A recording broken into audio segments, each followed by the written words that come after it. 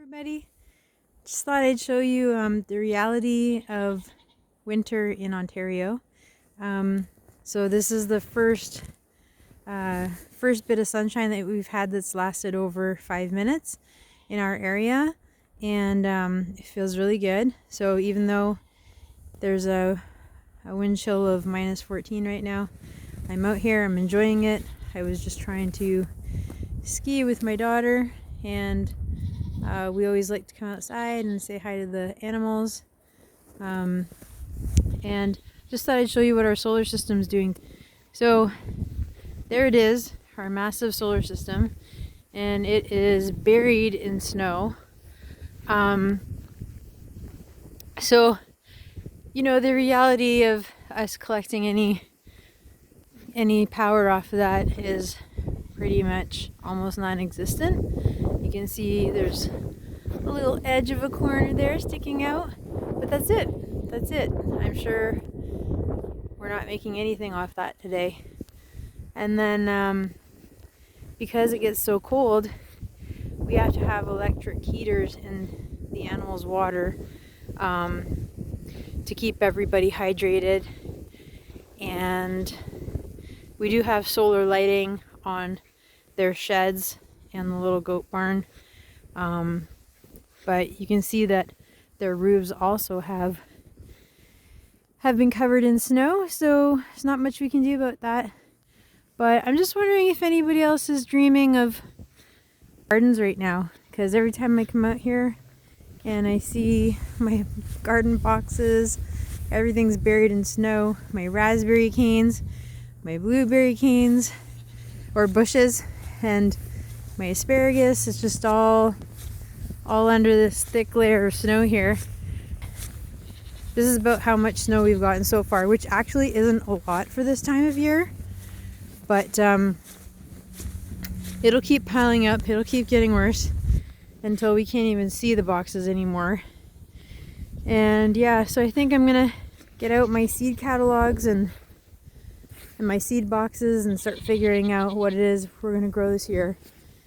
I took a tally last year, not in terms of poundage, but just in terms of how many of our fruits and vegetables actually worked, and it was pretty amazing. I was shocked. You know, you kind of forget after you've harvested things like asparagus and you're well into the summer and you're harvesting other things, you kind of start to forget about all the things that you harvested prior. And I had told myself I was going to make a list, so I did, and we were shocked at how much food we ate out of our garden, which is really cool, because for a family our size,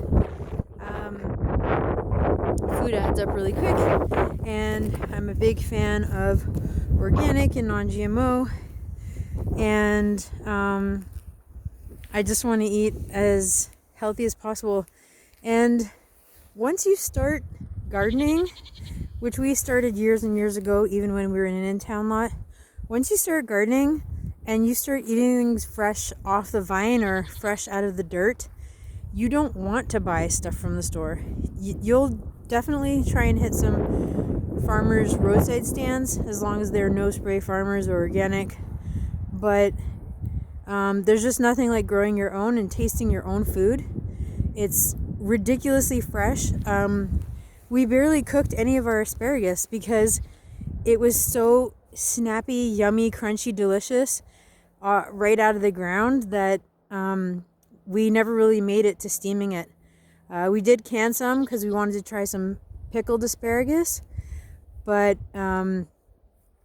yeah, we eat a lot of stuff just raw because it's irresistible when it comes out of the ground.